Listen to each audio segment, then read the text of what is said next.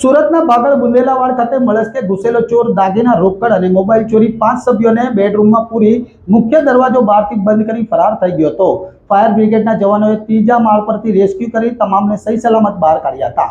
વહેલી સવારે fire બ્રિગેડના control રૂમને કોલ મળ્યો હતો કે બુરહાનપુરી ભાગળ બુંદેલાવાડ ખાતે આવેલા એક મકાનમાં બીજા માળે અંદર 5 લોકો ફસાયા છે। આથી ગાંચીસેરી ફાયર સ્ટેશન ફાયરના જવાનો ત્યાં દોડી ગયા હતા અને રેસ્ક્યુની કામગીરી હાથ ધરી હતી। ફાયર ઓફિસર મહેશ પટેલના જણાવ્યા મુજબ એક જ પરિવારના 5 સભ્યો નજીમ શેખ, અજીમ શેખ, અફરોઝ શેખ, આબિદા બાનુ, નઝરુદ્દીન સહિતના ઘરના બેડરૂમમાં ફસાયેલા હતા, જેથી ફાયરના જવાનોએ ત્રીજા માળ પરથી દોડી વળે બીજા માળે ઉતરી ઘરનો મુખ્ય દરવાજો ખોલ્યો હતો અને અંદર જઈ બેડરૂમનો દરવાજો ખોલી તમામને સહી સલામત બહાર કાઢ્યા હતા।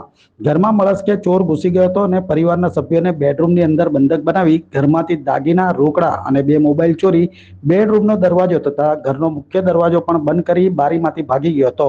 બનાવની જાણ થતાં મૈદરપુરા પોલીસ પણ સ્થળ પર પહોંચી હતી અને તપાસ હાથ ધરી હતી।